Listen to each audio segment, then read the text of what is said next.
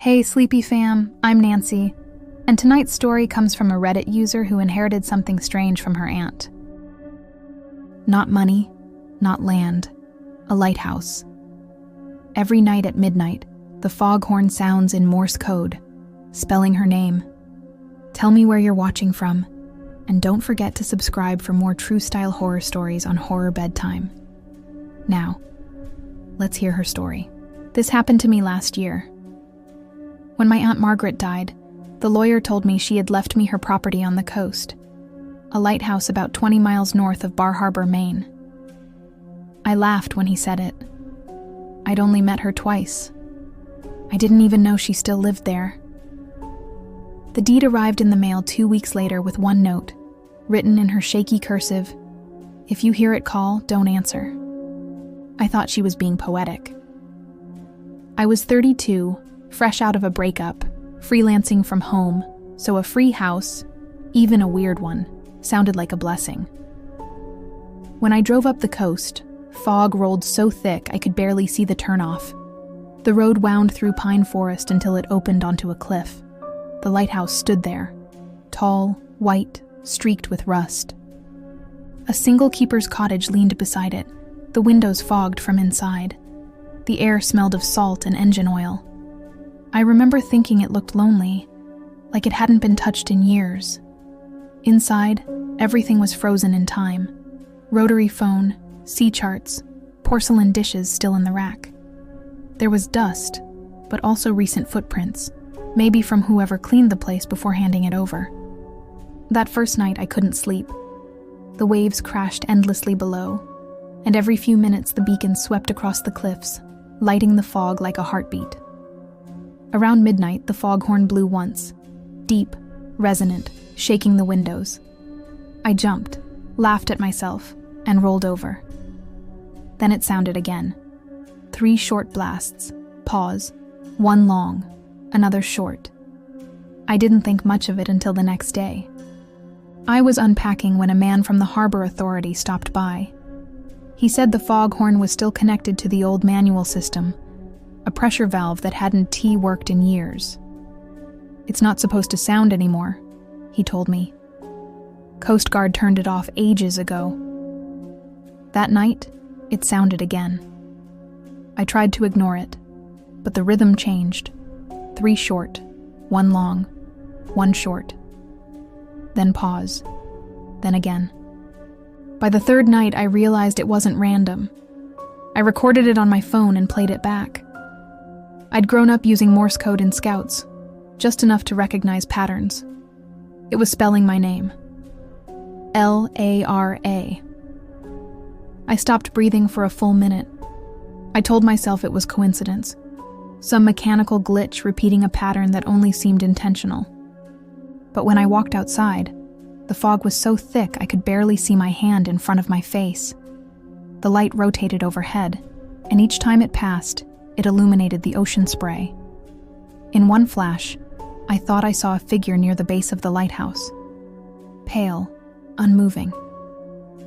By the next rotation, it was gone. I locked the doors, closed every window, and left every light on. At 12:09 a.m., the horn sounded again. Short, short, short. Long, short. Then silence. The next morning, I went into town. Everyone was polite until I mentioned the lighthouse. The old woman at the diner stopped pouring my coffee. "That place should have been demolished," she said. "Your aunt wouldn't let them." When I asked why, she said, "Because her husband never came home." I didn't even know Margaret had been married. At the archives in Bar Harbor Library, I found a newspaper clipping from 1984. Local keeper lost at sea, presumed dead. His name was Harold Keene. The article said he went out in a storm to check the buoy system and never returned. His body was never found. My aunt had kept tending the light alone after that. That night, I decided to stay up and record the horn again, prove to myself it was mechanical.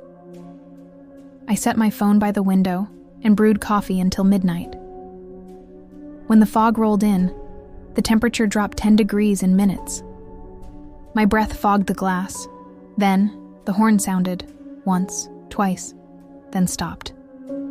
The lamp above the staircase flickered. I heard the faint creak of footsteps from the metal stairs inside the tower. I grabbed a flashlight. Hello? No answer. When I reached the tower door, it was unlocked. I could hear wind moaning through the slats. The spiral staircase stretched up into the beam housing, echoing with every drip of condensation. Halfway up, I found boot prints. Wet, fresh. The smell hit me first. Salt and rust. The prints stopped near the top landing, where the maintenance hatch leads outside to the light. I reached for the handle. It was freezing cold. When I pushed, it opened easily, like someone had gone out just moments earlier. Fog swirled thick across the balcony. The ocean roared below, invisible. Then, the horn sounded right beside me, loud enough to make me drop to my knees. I screamed, covering my ears. The sound rattled through the metal, shaking the glass. Then I saw it. A set of footprints leading away from the hatch, across the balcony, stopping right at the edge, where the railing had corroded through. The prints were deeper, heavier than mine. They ended abruptly at the drop. I backed away, shaking, slammed the hatch, and ran down the stairs. The lights flickered as I hit the kitchen. My phone was still recording. When I played it back, the horn sounded in perfect rhythm. LARA. Pause. Then another sequence. COME. I left the next morning.